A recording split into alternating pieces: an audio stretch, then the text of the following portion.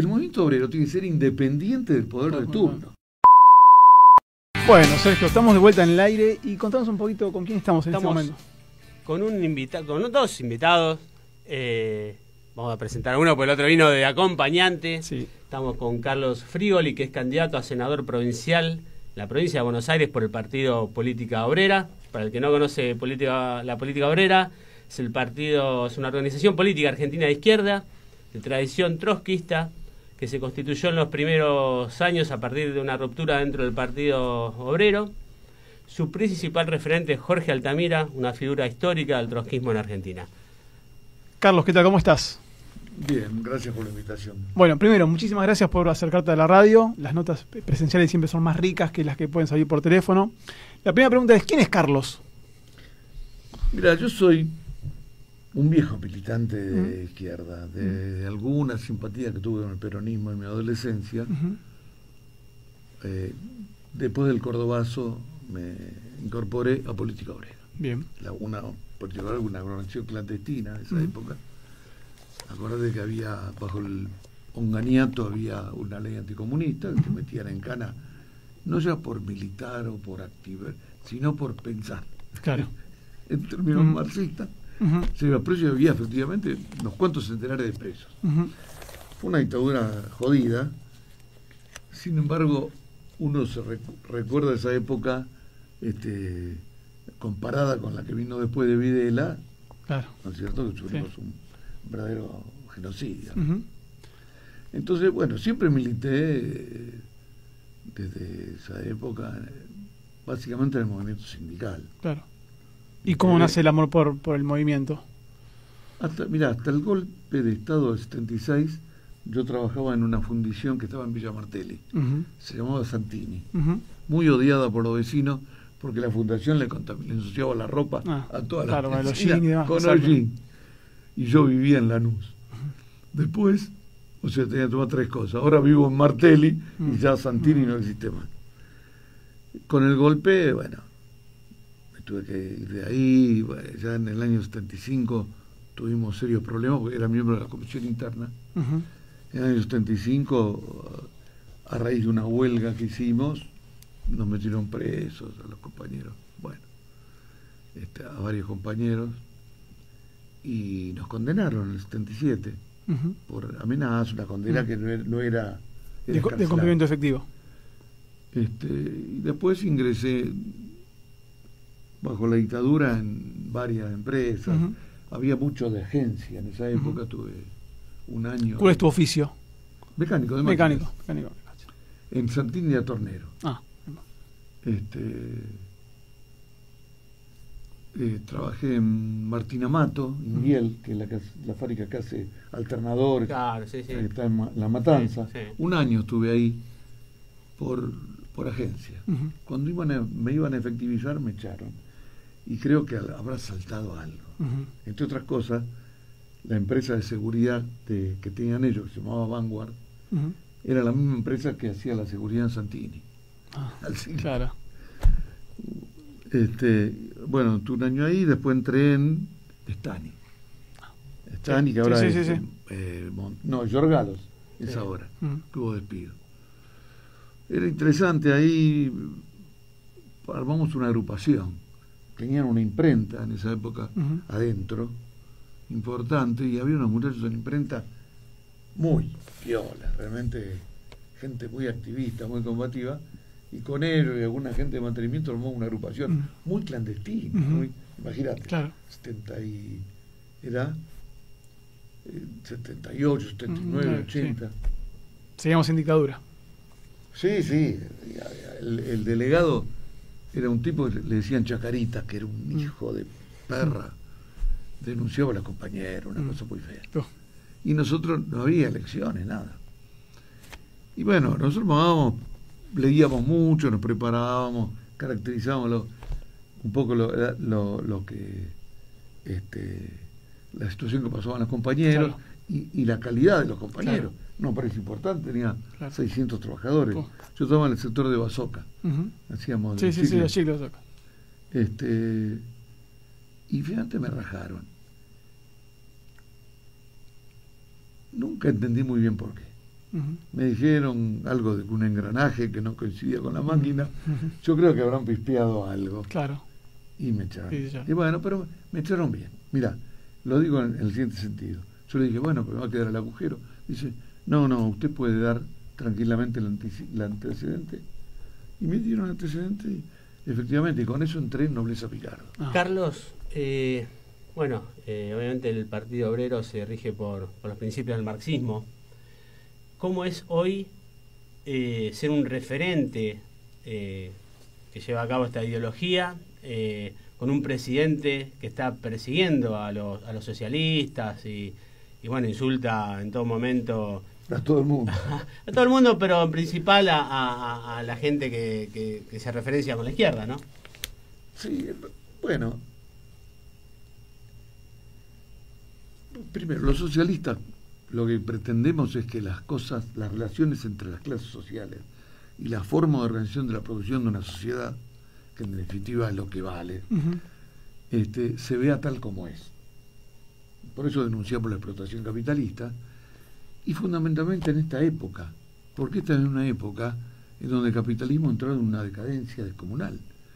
Ustedes fíjense que Argentina, este gobierno, por ejemplo, que simula o pretende convencer a la población de que hay un equilibrio fiscal, lo que ha hecho lo que está haciendo es un endeudamiento, provocando un endeudamiento colosal y una transferencia enorme de recursos de los trabajadores y los jubilados para financiar a los grandes grupos y fundamentalmente a los especuladores de los grupos internacionales y a los bancos que están haciendo en medio de la miseria su agosto, enormes ganancias. Ahora, Milei es una expresión de esa descomposición capitalista internacional. No es un caso único. Bolsonaro en Brasil y Trump en Estados Unidos, Netanyahu en Israel.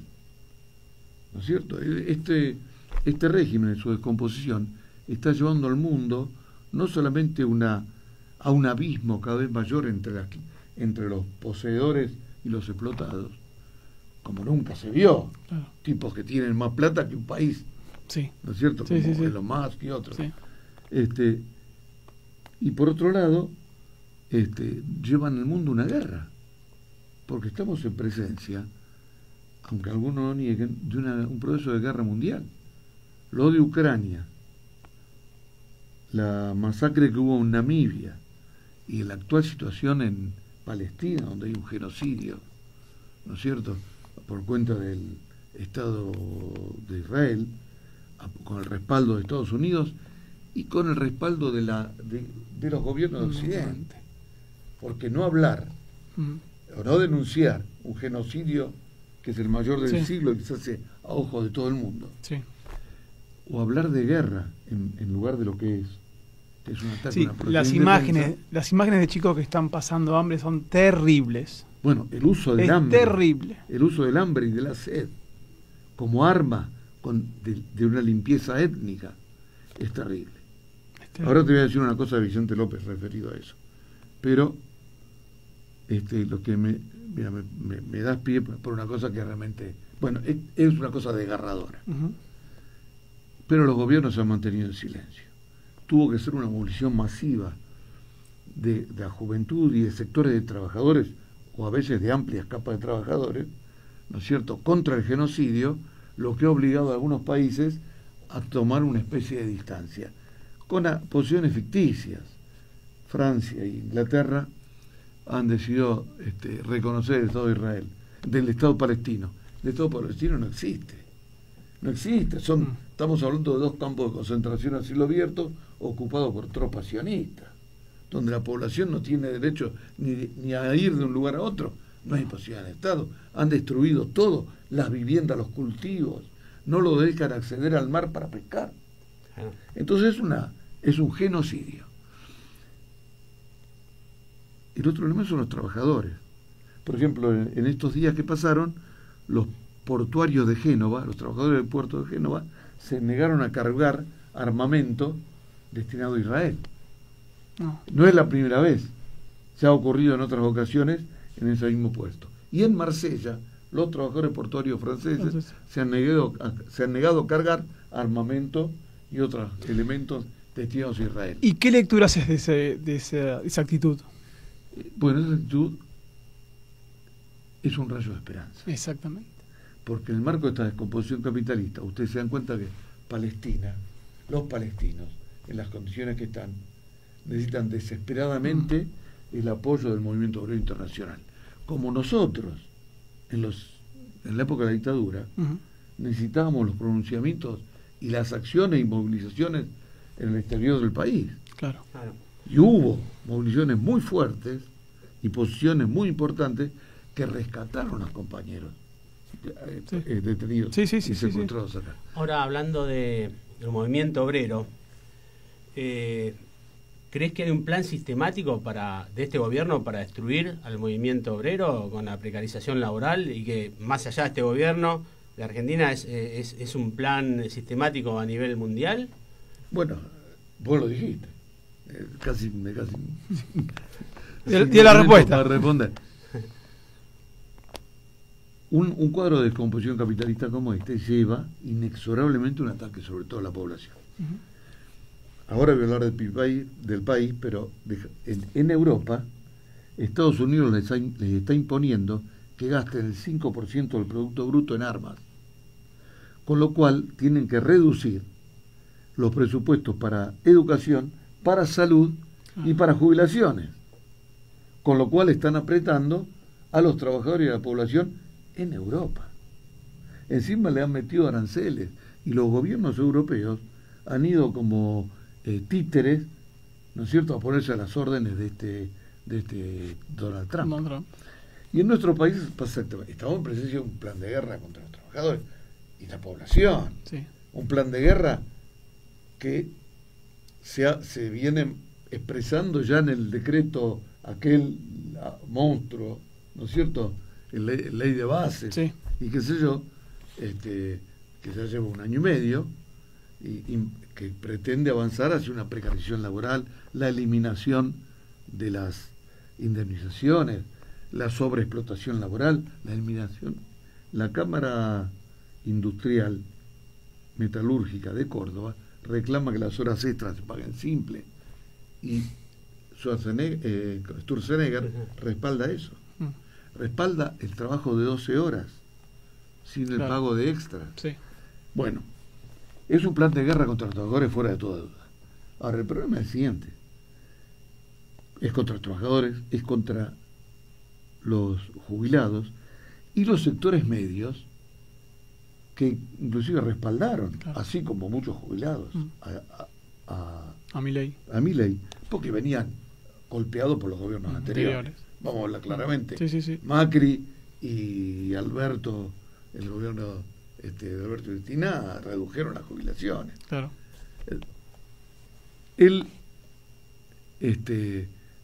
Los jubilados erróneamente votaron a este tipo, que después le pegó un saque. Nos pegó un saque, yo soy jubilado, ¿no es cierto?, del 25%, con la devaluación del 25%. Claro. Y después ahora está dando puchitos, pero la jubilación está en la cuarta parte de lo que debería estar. Seguro. Carlos, tengo una pregunta. Perdón, entonces, el problema el problema es la inacción contra ese plan de guerra. Porque nosotros tenemos sindicatos. Claro. Yo fui sindicalista toda mi vida. Fui sindicalista también en el gremio del tabaco. Siempre estuve en listas opositoras. Acá estuve en una lista, ustedes son muy jóvenes, pero en la lista gris que se constituyó en el año 74, con las principales fábricas que eran combativas acá, con Tensa, con EMA, con Del Carlo, con Santini, con las fundiciones del Tigre,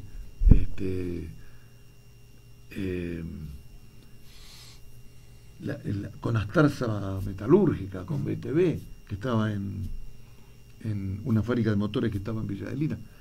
La fábrica más grande estaba en manos de la oposición. Claro. Pero ¿quién era el gobernador de la provincia? El candidato a secretario general del oficialismo de la UOM, Vittorio Codovila, que quedó como gobernador cuando le pegaron una patada a Videgain. Carlos, te pregunto, ¿por qué es tan importante que esté la izquierda representada en la legislatura de la provincia de Buenos Aires? Bueno, primero que tiene que haber una organización política que no tenga compromiso con la patronal. Primero, continuando con lo que estaba diciendo recién, porque tenemos que recuperar los sindicatos para los trabajadores. La CGT está manejada por una camarilla mucho más vinculada a las cámaras patronales que a los trabajadores. Colaboran, los dirigentes sindicales están colaborando con los despidos de las patronales. En Toyota, el secretario general del sindicato, disolvió a la comisión interna porque había delegados que se oponían a fines del año pasado al despido de 700 compañeros. Es la fábrica que más guita hizo vendiendo vehículos y echaron a 700. Querían echar a 700, había delegados y por supuesto los trabajadores no querían, disolvieron, pusieron al hijo del sindicato de interventor. Sí. No hay derecho de organización gremial en Toyota y echaron a los 700 compañeros. Y ahora, hasta fin de este mes, está paralizada la producción porque están robotizando soldadura de la Hilux y van a echar 500 compañeros más con acuerdo del sindicato. Y en Georgalos hubo despido. El sindicato se movió para disolver la huelga que los compañeros habían votado. Es decir, los sindicatos hemos perdido completamente el control de los trabajadores sobre el sindicato. Eso es una cuestión política. ¿Y a qué se debe? ¿A qué se debe? ¿A qué se debe qué?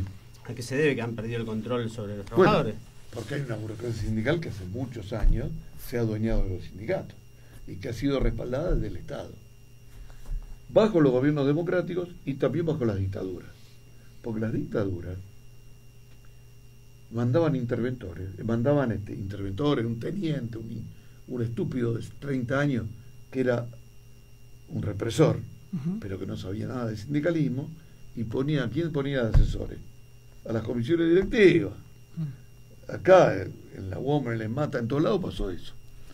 Y entonces esa burocracia, esos burócratas que estaban separados de la fábrica y contribuían con los milicos, después quedaron como dueños de los sindicatos. Y tienen con el movimiento obrero una deuda de sangre. Les recomiendo que vean una película que se llama Milagros no hay, de una alemana que se llama Gaby Weber, que ahora vive en la Argentina. Con esa película ella logró que en Alemania y en Estados Unidos le hicieran juicios a los directivos de Mercedes-Benz. Porque en Mercedes-Benz, como en Ford, había centros de detención. Sí. Y ahí desaparecieron compañeros denunciados por José Rodríguez, secretario general de EMATA. Y eso está expresado claramente en la película. Es decir, el golpe que fue cívico-militar, recibieron sanciones los militares, pero no las grandes empresas civiles y que respaldaron el golpe y lo financiaron, y los elementos como estos sectores gubernativos colaboraron con el golpe y que colaboraron con la represión y entregaron listas de compañeros. Entonces, tenemos una legislación sindical, de organización de los sindicatos, que hace muy difícil que los trabajadores superen a eso. Es más fácil ser presidente que ser secretario general de la UOM, viejo. Sí. Carlos. Y hubo movilizaciones muy importantes, en el año 73, contra la modificación de la legislación sindical, porque en esa época, ustedes son gente formada, saben que hubo un proceso muy interesante de recuperación de comisiones internas y de sindicatos por parte del activismo combativo, por parte de todos los sectores, de la izquierda peronista, de la izquierda socialista, del comunismo, del trotskismo. Pero en el año 73 se puso una ley de acciones sindicales con la cual se movilizaron todos estos sectores, inclusive los diputados de la JP y del peronismo de base, el compañero Ortega Peña, se opusieron y los obligaron a renunciar o a votar la ley. Los que votaron la ley se quedaron, los que no renunciaron, menos Ortega Peña. Ortega Peña renunció al Frejuli y al PJ y armó su bloque de base. 10 meses después. Carlos, nos quedan 3 minutitos. Tenemos que continuar con la próxima entrevista. Si fueras elegido senador, ¿cuál sería el primer proyecto que presentarías? Y hay varias cosas para hacer. Creo que lo primero sería atacar el problema de la vivienda. Porque la destrucción del salario y las condiciones de vida son tan brutales, y la especulación inmobiliaria ha elevado tanto el valor de las propiedades, que un trabajador no solo que no se puede comprar una casa, no puede alquilar. Especialmente la juventud está re jodida. Cobra sueldo de 600.000 pesos, que es lo que cuesta alquiler de un departamentito de uno o dos ambientes. Sí. Entonces, ¿cómo puede hacer? Esto hay que asumirlo, y tiene que ser, y no hay planes de vivienda. No hay, miren, en otros países tienen este problema también porque la especulación está en todos lados. Es el narcotráfico, que es la vaguita, es la caída de la tasa de ganancia que obliga a hacer las especulaciones de todo tipo. Acá y en todos lados. Acá muy manifiestamente. Este ya hizo 2 blanqueos. ¿A quiénes benefician? Pero hay que hacer planes de vivienda. Hay que establecer créditos especiales basados en un impuesto a la gran propiedad capitalista, a los grupos especuladores, como IRSA y otros que elevan con su especulación inmobiliaria, ¿no es cierto?, el valor de los inmuebles. Acá en nuestro distrito, con las excepciones inmobiliarias que ha habido con Macri y con los anteriores también, el Consejo Deliberante, dice un compañero nuestro que encabeza la lista de concejales, él dice, estos son escribanos del intendente de turno. Claro, sí. Bueno, un consejo, consejo deliberante estúpido o tonto frente al Estado. Pero ¿y el Senado de la provincia? ¿Ustedes saben algo del Senado de la provincia? Sí. Sí, es verdad lo que planteas. En realidad habría que plantear la disolución del Senado, un régimen unicameral que sea representativo y que incremente la posibilidad que la población tenga injerencia directa en las resoluciones de los diputados provinciales. Carlos, te hacemos la última pregunta y si puede ser un minuto de responder sería un golazo. ¿Qué te pasa cuando escuchás que dicen que Kicillof, el gobernador, es un tipo de izquierda?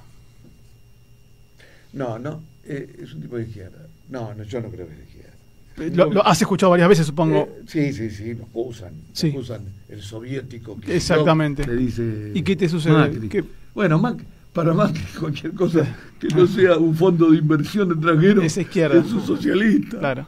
¿No es cierto? Yo creo que no. Él es un economista que tiene una concepción keynesiana, capitalista de la cosa.